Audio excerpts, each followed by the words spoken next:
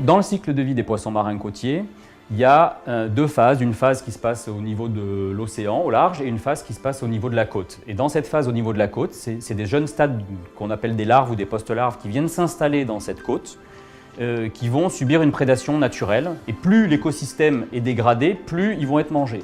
Et donc le travail d'Écocéan depuis des années, ça a été de développer des solutions pour aider ces poissons qui font 1 cm, 1,5 cm à passer une certaine taille, à atteindre 6-7 cm, à partir de laquelle elles ont beaucoup moins de chances de se faire manger par la bouche d'un prédateur. Donc on a développé deux types de solutions. La première, c'est de prélever des larves au large avant qu'elles n'arrivent, de les élever dans des aquariums pendant 2-3 mois pour leur faire atteindre une certaine taille et ensuite on les réintroduit dans le milieu. Et la deuxième solution, c'est de mettre de l'habitat.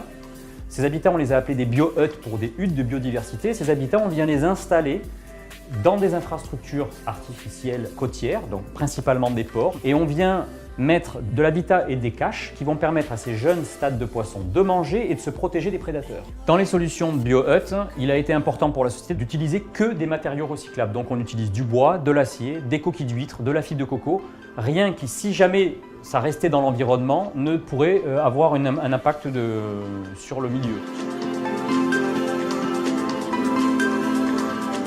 Dans la continuité, la collectivité a décidé de travailler sur la biodiversité et a lancé un partenariat avec la société Écocéan pour l'installation des bio-huttes sur les bassins portuaires.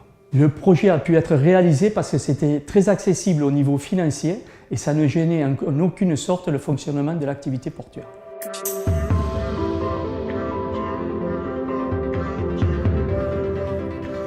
Donc nous avons équipé 12 ports de bio-huttes depuis 2014 et Marseillan était le premier avec 90 bio-huttes équipées. Mais en fait, l'objectif à terme, c'est d'équiper les infrastructures humaines sous-marines. Donc ça peut être les digues, ça peut être des émissaires, les tuyaux qui sont sous l'eau qui peuvent devenir des supports à biodiversité. Si aujourd'hui nous travaillons surtout en Méditerranée, nous avons des projets dans la Caraïbe, nous pouvons travailler en fait dans toutes les zones portuaires mondiales, sur tous les océans et toutes les mers, et nous avons même des projets de R&D en eau douce.